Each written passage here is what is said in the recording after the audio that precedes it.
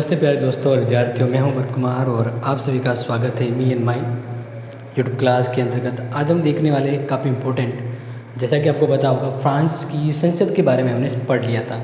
लेकिन अब फ्रांस की संसद के पास शक्तियाँ और कार्य क्या हैं वो जानेंगे आज की इस वीडियो में।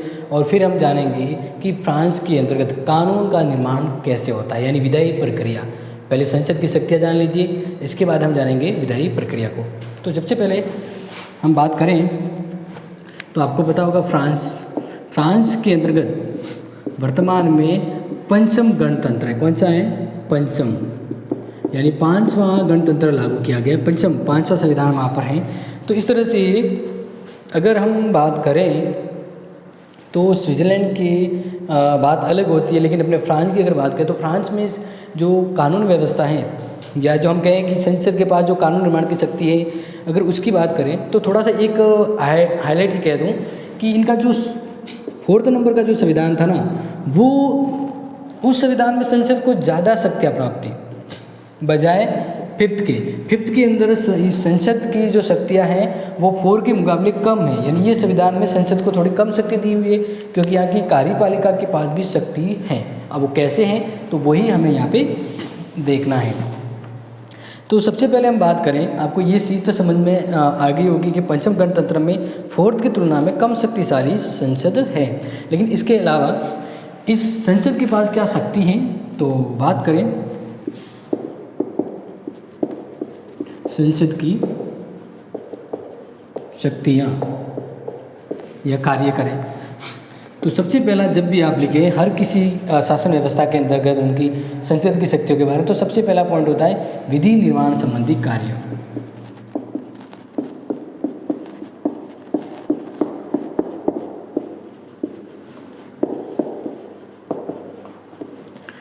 बिल्कुल, कानून बनाने के लिए फ्रांस में संसद एक महत्वपूर्ण संस्था के रूप में काम कर रही है। और अगर आपको बताया जाए, लेकिन सिर्फ ये ध्यान रखना है कि सिर्फ यही नहीं है जो कानून बनाती है। कानून बनाने के लिए इनके संविधान के तहत इनकी सरकार को भी ये अधिकार दिया गया है। राष्ट्रपति को भी कुछ अलग अलग विधेयक के बारे में, कानून निर्माण के बारे में दिया गया है। यानी कहने का मतलब है कि ये जो इनकी जो संसद है, वह इनके जो संविधान है ना, संविधान के तहत सूची में प्रधान विषय पर ही कानून बनाती है। कहने का मतलब है कि संविधान ने पहले फिक्स कर दिया है कि संसद कौन से विषय पर कानून बना सकती है, तो उनकी सूची के अंदर जो विषय है उस पर ही कानून बना सकती है। इसके अलावा जैसे बात कर ले कि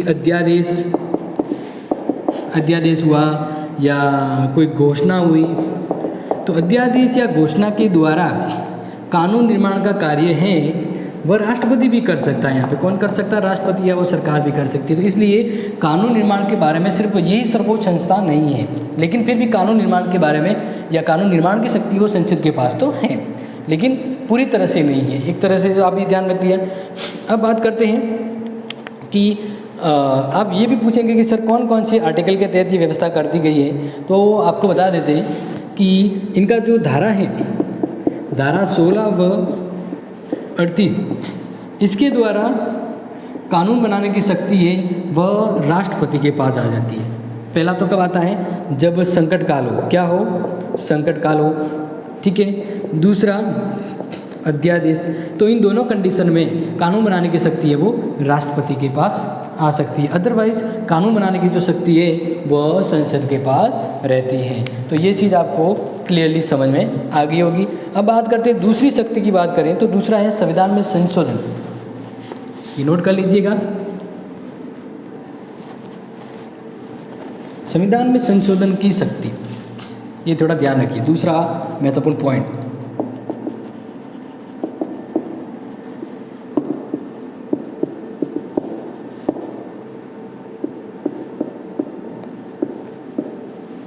यानी संविधान में संशोधन की शक्ति किसके पास है? तो ध्यान रखें, यहाँ पर यही बात तो कही गई है कि संविधान में संशोधन करने की शक्ति संसद के पास है। संसद के पास संविधान में संशोधन करने की शक्ति है और ये संशोधन शक्ति है, इनका जो धारा है यानी अनुच्छेद 89 के तहत संविधान में, इनके जो संविधान में दो तरह से संशोधन होता है। संशोधन, दो प्रकार से संशोधन किया जा सकता है, किया जा सकता है। ठीक है, तो संशोधन की, संविधान में संशोधन की दो अलग अलग विधियां हैं। दो अलग अलग विधियों के द्वारा संविधान में संशोधन किया जा सकता है। लेकिन आप थोड़ा सा ध्यान रखें कि आर्टिकल पूछा जाए तो थोड़ा सा ध्यान रखिएगा, 89 के तहत संविधान में संशोधन किया जा सकता है। ठीक है, ये थोड़ा सा ध्यान रखिएगा। अब बात ये करते हैं कि संविधान में संशोधन के तहत अगर बात करें तो 89 के तहत संविधान में संशोधन किया जा सकता है। और इस तरह से ये दो तरीके कौन कौन से, तो वो मैं आपको यहाँ पे बता देता हूँ। पहला तरीका तो ये कहा गया है कि संसद को संवैधानिक संशोधन में महत्वपूर्ण भूमिका प्रदान की गई। तो प्रथम पद्धति में राष्ट्रपति द्वारा संसद में प्रस्तावित संशोधन विधेयक पर दोनों सदनों में 2/3 बहुमत से पारित। पहला तरीका क्या होता है कि संशोधन का जो प्रस्ताव होता है, संशोधन जो प्रस्ताव होता है वह अगर राष्ट्रपति के द्वारा आता है, किसके द्वारा आता है, राष्ट्रपति के द्वारा आता है, तो उस प्रस्ताव पर संसद में 2/3 बहुमत से या 2/3 बहुमत से प्रस्ताव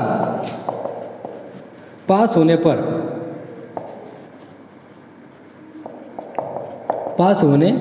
पर संविधान में संशोधन होता है, अलग अलग। ठीक है ना, यानी संविधान संशोधन का प्रस्ताव अगर राष्ट्रपति के द्वारा पेश किया जाता है तो उस पर दोनों सदनों में 2/3 बहुमत से अलग अलग प्रस्ताव, पृथक प्रस्ताव पास हो जाए तो संविधान में संशोधन मान्य हो जाता है। इसके अलावा हम बात करें दूसरी पद्धति में ये कहा गया है कि जो ये संविधान का में संशोधन करने का जो ये प्रस्ताव होता है, ये प्रस्ताव अगर प्रधानमंत्री के द्वारा आता है, संविधान में संशोधन करने का प्रस्ताव अगर प्रधानमंत्री लेकर आता है, कौन लेकर आता है, प्रधानमंत्री के द्वारा संविधान में संशोधन का प्रस्ताव आता है, तो इस संशोधन, तो संसद या फिर प्रधानमंत्री के अलावा हम बात करें कि संसद का ही कोई सदस्य हो, संसद का ही कोई सदस्य हो, या तो प्रधानमंत्री के द्वारा या राष्ट्रपति के द्वारा भेजा गया कोई व्यक्ति या एक संसद के सदस्य के द्वारा अगर प्रस्ताव पेश किया जाता है संविधान में संशोधन करने का, तो ऐसे प्रस्ताव को अगर ध्यान रखें, ऐसे प्रस्ताव को दोनों सदन है वो पारित कर देंगे और पारित करने के बाद जनमत संग्रह के लिए भेजा जा सकता है। ठीक है ना, तो ऐसा प्रस्ताव है वो संसद के द्वारा पारित करने के बाद, यानी सदनों के द्वारा पारित करने के बाद जनमत निर्वाचकों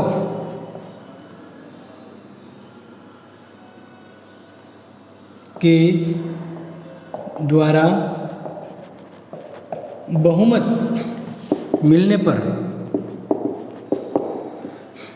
पारित होता है या संशोधन माना जाता है। तो दो तरीके ध्यान रखिएगा।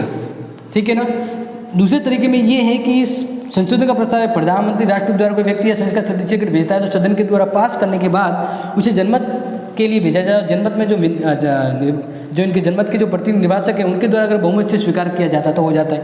तो इस तरह से संविधान में संशोधन का ये तरीका बहुत ईजी है, समझ लीजिएगा। अब बात करते हैं इनकी तीसरी शक्ति कि फ्रांस की संसद के पास तीसरा पावर क्या है।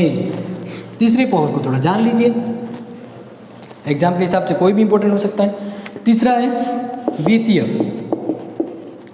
तो वित्तीय शक्ति के बारे में ऐसा ध्यान रखिए कि संसद को एकाधिकार प्राप्त है। संसद को एकाधिकार प्राप्त है क्या कि वित्त मामले में, वित्तीय क्षेत्र में संसद ही सर्वोच्च शक्तिशाली है। वित्त संबंधी किसी भी तरह का जो प्रस्ताव हो, अब यहाँ पे मैं आपको बता देता हूँ कि वित्त संबंधी प्रस्ताव जो होता है वो सबसे पहले राष्ट्रीय सभा में आता है। जैसे अपनी लोकसभा है ना, वैसे यहाँ पे राष्ट्रीय सभा है। तो वित्त संबंधी जो प्रस्ताव है राष्ट्रीय सभा में प्रस्तावित किया जा सकता है। सबसे पहले कहाँ प्रस्तावित किया जाएगा? राष्ट्रीय सभा में। तो वित्त विधेयक या बजट वगैरह पारित करना, वित्त यहाँ पे प्रस्तावित करने के बाद दूसरे सदन में जाता है, यानी सीनेट में। और सीनेट में पारित होने के बाद वह राष्ट्रपति के पास हस्ताक्षर के लिए जाता है। हस्ताक्षर होते ही वो वैलिड हो जाता है। तो इस तरह से ये थोड़ा सा अलग है कि वित्त विधेयक या वित्त संबंधी प्रस्ताव वो सबसे पहले राष्ट्रीय सभा में आता है, यहाँ से पारित होने के बाद ही वह सीनेट में जाता है और सीनेट से पास होने के बाद राष्ट्रपति उस पर हस्ताक्षर कर देता है। इसमें सिर्फ ये ध्यान रखें, बजट, आय व्यय, लेखा वगैरह ये जो भी चीज़ें होती है वो इसमें होती है। अब बात करते हैं चौथी शक्ति है प्रशासन संबंधी, प्रशासन संबंधी शक्ति, ठीक है ना, ये थोड़ा सा ध्यान रखिएगा।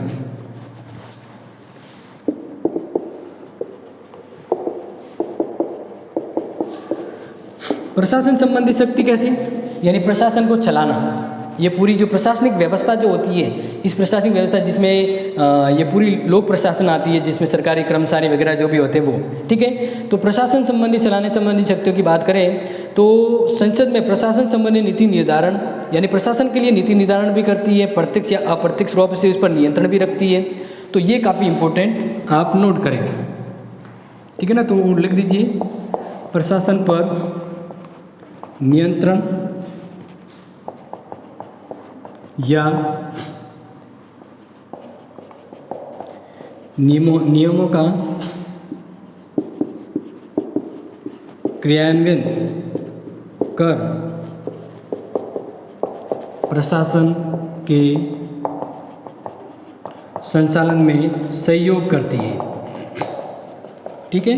तो प्रशासनिक नियमों संबंधी व्यवस्था है इसके पास, या प्रशासन पर नियंत्रण रखने की व्यवस्था भी होती है, ये थोड़ा सा आप ध्यान रखिएगा।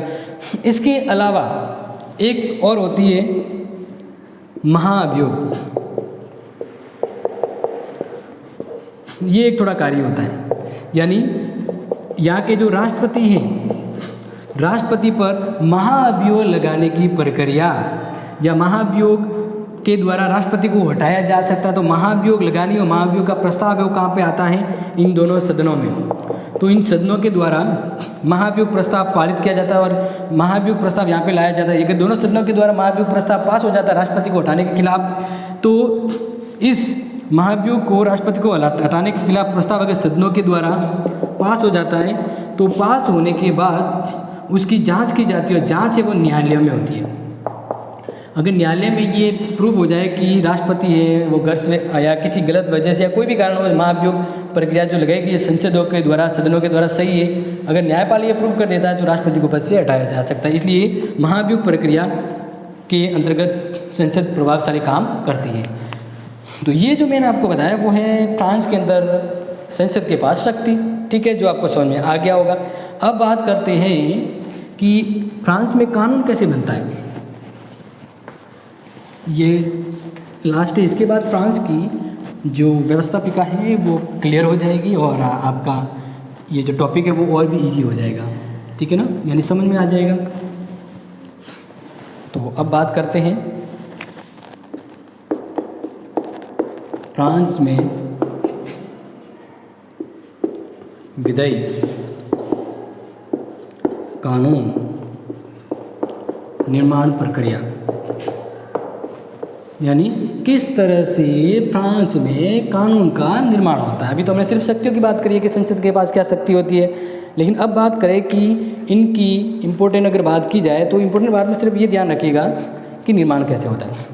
लेकिन एक चीज़ और मैं बताऊं कि अमेरिका में हो, ठीक है ना, यूएसए यानी अमेरिका में हो या फ्रांस में, ठीक है, दोनों में जो सेकेंड सदन जो होता है वो सीनेट है। अब कंपेयर करें तो ध्यान रखिएगा यहाँ पे सीनेट की सदस्य संख्या 230 होती है। कितनी होती है? 230। और अगर यूएस की बात करें तो यूएस में जो सदस्य संख्या होती है वो आपको मैंने पहले से ऑलरेडी बता दी है, कितनी होती है? 100 होती है। कितनी होती है? 100 होती है, ठीक है। तो संख्या के मुकाबले तो फ्रांस में सीनेट बड़ी होती है। अगर कार्यकाल की बात करें, ठीक है ना, इनके कार्यकाल से कंपेयर करें तो इनका कार्यकाल 9 साल होता है। कितना होता है? 9 साल होता है। लेकिन इनका कार्यकाल फिक्स कर दिया जाता है, इनका कार्यकाल भी फिक्स है। यहाँ पे ध्यान रखिएगा, यहाँ पे ये है कि इनके सदस्यों का कार्यकाल 9 साल होता है, ठीक है ना। फ्रांस की सीनेट तो फिक्स है, सदस्यों का कार्यकाल। अब यहाँ पर एक और इम्पोर्टेंट ध्यान रखें कि स्थायी सदन ये भी है, इसका स्थायी सीनेट इधर भी है, इधर भी सीनेट स्थायी है, लेकिन इसमें सदस्य संख्या 230 होती है, इसमें 100 होती है। इसमें सदस्य 9 वर्ष के लिए होते हैं और यहाँ पे सदस्य 6 वर्ष के लिए होते हैं। कितने वर्ष के लिए होते हैं? 6 वर्ष के लिए। बाकी चीज़ें लगभग कॉमन सी हैं, तो ये थोड़ा एक कंपेयर था, देख लीजिएगा। अब कानून निर्माण के ऊपर हम आते हैं, तो कानून निर्माण को थोड़ा सा समझ लीजिएगा कि फ्रांस में कानून का निर्माण कैसे होता है। ये एग्जाम में भी आ सकता है, इसलिए मैं आपको समझा रहा हूँ। तो अलग अलग हम प्रक्रिया से पढ़ेंगे कि कानून निर्माण को लेकर यहाँ पे जो प्रक्रिया है वो 2 से 4 स्टेप में पूरी होती है, ठीक है ना, 2 से 4 स्टेप में। तो पहला चरण, कानून निर्माण का पहला चरण कि फ्रांस में कैसे कानून का निर्माण होता है। तो सबसे पहला होता है विधेयक को प्रस्तुत किया जाना।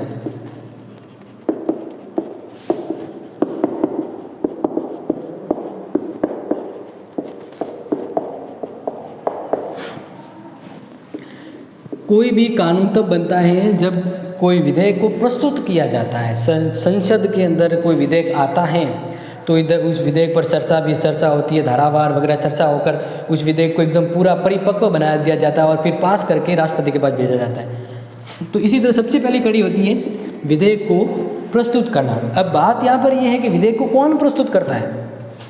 तो ध्यान रखिएगा कि विधेयक को प्रथम स्थिति में विधेयक को प्रस्तुत है या तो प्रधानमंत्री या संसद के सदस्य को ये अधिकार है।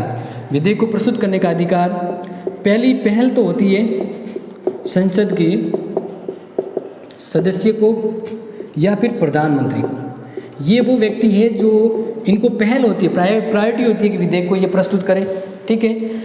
विधेयक को प्रस्तुत करने की इनकी ये महत्वपूर्ण विशेषता होती है। अब दूसरी बात करें तो दूसरी बात अगर बताएं कि अगर विधेयक हो, वित्त विधेयक, कैसा विधेयक हो, वित्त विधेयक हो, ध्यान रखिएगा। अगर वित्त विधेयक हो, ठीक है ना, तो वित्त विधेयक को सबसे पहले कहाँ पर प्रस्तुत किया जाता है, ये मैंने आप भी बताया था, राष्ट्रीय सभा में। कहाँ प्रस्तुत किया जाता है, राष्ट्रीय सभा में। लेकिन ये ध्यान रखिएगा कि वित्त विधेयक के अलावा जो विधेयक है वो मंत्रिपरिषद भी प्रस्तुत कर सकते हैं। लेकिन ज़्यादातर ये प्रायोरिटी रहती है कि या तो संसद के सदस्य या प्रधानमंत्री किसी विधेयक को प्रस्तुत करते हैं और विधेयक को प्रस्तुत करने के बाद यह विधेयक है वह सदन है वो किसको सौंपता है, क्योंकि पहले डायरेक्टली सदन के पास विधेयक नहीं आता है। ये जो विधेयक है वह दूसरी स्टेप में जाता है, विधेयक समितियों के पास जाता है। अलग अलग समितियाँ होती है, संसद समितियाँ, क्या कहते हैं, संसद समितियाँ। तो विधेयक समिति को सौंपा जाता है।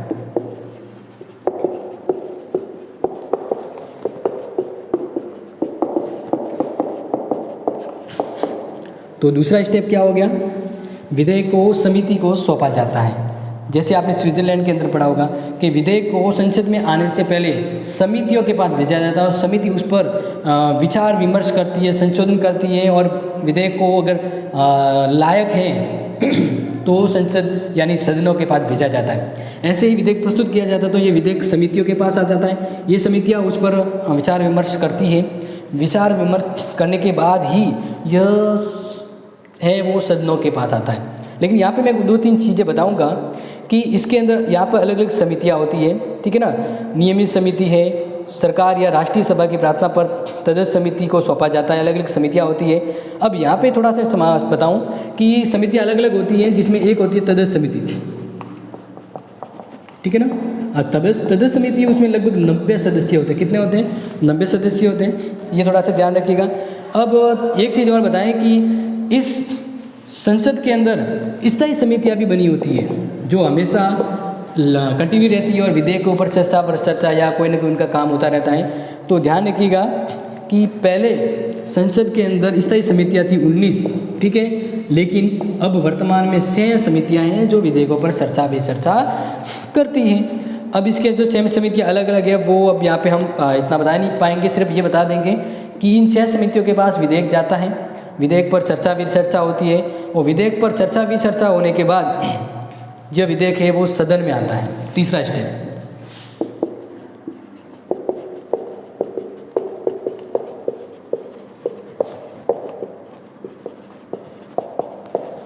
क्या हुआ, विधेयक समितियों से गुजरने के बाद कहाँ पे आता है, सदन के पास, ठीक है ना। ये 2 सदन है, राष्ट्रीय सभा और सीनेट, तो इन सदनों के पास आता है, ठीक है। अब यहाँ पे ध्यान रखिएगा कि दोनों सदनों में अगर मान लीजिए कभी मतभेद हो जाता है तो प्रधानमंत्री संयुक्त समिति का अधिवेशन करता है वो चीज़ तो आप ध्यान रखिएगा ही। लेकिन अब हम बात करते हैं कि ये जो विधेयक सदन में आता है, इस विधेयक को सदन में लेके कौन आता है, यानी परिचालन कौन करता है, परिचालन कौन करता है, मंत्री करता है। कौन करता है, एक मंत्री होता है वो इस विधेयक का परिचालन करता है, आगे से आगे फॉरवर्ड करने का कार्य करता है, ये थोड़ा सा ध्यान रखिएगा।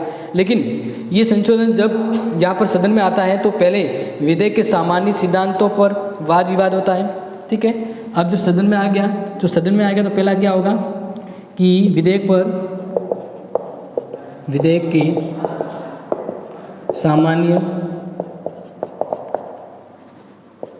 सामान्य सिद्धांतों पर विचार होता है। इसके बाद इस सामान्य सिद्धांत पर विचार होता है कि भाई ये विधेयक किस प्रकार का है, क्या विधेयक को पास करना चाहिए, क्या विधेयक को आगे बढ़ाया जाए, विधेयक में कुछ इंपॉर्टेंट बातें हैं या नहीं। इसके बाद सदन क्या करता है, इसके बाद नेक्स्ट दूसरे स्टेप में एक ही सदन की बात कर रहा हूँ, फिर क्या करता है, जो वो विधेयक होता है, विधेयक की हर धारा पर विचार करता है और विचार करके मतदान करता है, ठीक है। मतदान करके इसको संशोधन को स्वीकार किया जाता है। अब यहाँ पे देखिए दूसरा क्या होता है कि एक बार विधेयक पर सामान्य चर्चा हो जाती है। सामान्य चर्चा होने के बाद उस विधेयक की सीड़ फाड़ होती है। हर एक छोटी छोटी धारा पर, हर एक छोटी छोटी बात पर क्या होता है, चर्चा होती है, उस पर मतदान होता है, ठीक है ना। हर एक के भाई ये इस विधेयक पर ये धारा आ रही है, क्या ये होना चाहिए, सभी सहमत हो कि नहीं है, तो सहमत हो। इस तरह से हर एक पॉइंट पर, हर एक धारा पर विचार होता है और इस तरह से इस विधेयक को संशोधन कर आगे प्रोसेस किया जाता है, ठीक है। फिर हर एक धारा पर संशोधन मतदान के जरिए होता है। फिर एक साथ इस विधेयक को पूरे तौर पर पूर्णतः क्या करता है, बहुमत होता है। फिर लास्ट में क्या होता है, एक बार हर एक चर्चा हो गई, हर एक पर मतदान हो गया, फिर पूरे विधेयक को बहुमत से पास किया जाता है। पूरे विधेयक को फिर क्या किया जाएगा, बहुमत से पास किया जाता है। तो ये चीज़ समझ में आ गया आपको, ठीक है, नोट कर लीजिएगा। अब बात करते हैं तीसरा पॉइंट। तीसरा मतलब हो गया। अब लास्ट वाला का मतलब भी यही है, ज़्यादा नहीं है, जो बताया वही है कि यह कहने का मतलब एक सदन से पास हो गया धारावार, तो फिर ये आता है चौथा।